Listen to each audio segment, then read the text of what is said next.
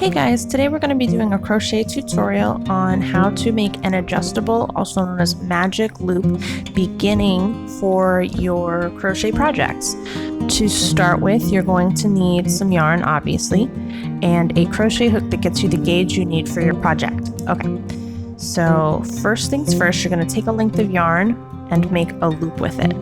I usually use my fingers to make this loop, however you can also lay it out on the table, and that should provide a more stable surface for you to work from if you find that holding it in your hands is a little bit too fiddly. As long as you're making sure to keep the long strand of the yarn that goes back to the ball of yarn on top with the short part of the yarn on bottom. It doesn't seem important now, but it will be when you get to the point where it's time to close up the loop.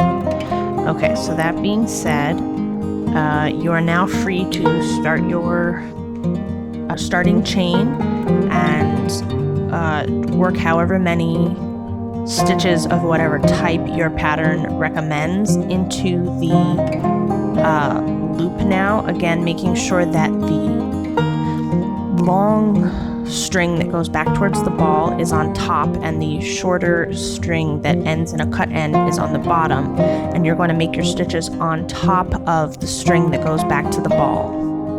I'm now going to do some stitches into the loop, sped up real fast because you don't really care what stitches I have or why.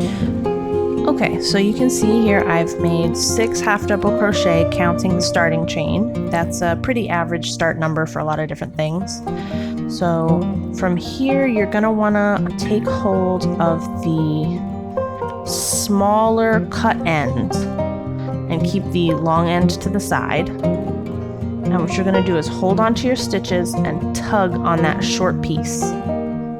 You'll get something that looks like this, a little hole that's roughly flat, and a flat piece that has a little loop on the bottom.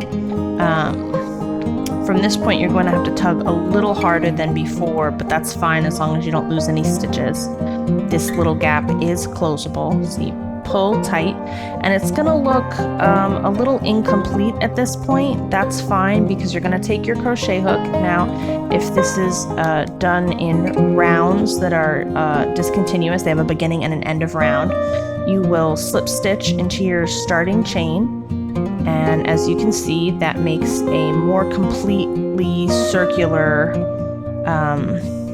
piece. You can pull to tug and rearrange things if it looks kind of ovular, but it'll turn out fine. If you're doing continuous rounds, from here you would just work your next stitch into your starting chain, and from there you would work the rest of your rounds as your pattern indicates. So there you go. That's how you make a magic loop in the crochet method. Thanks for watching.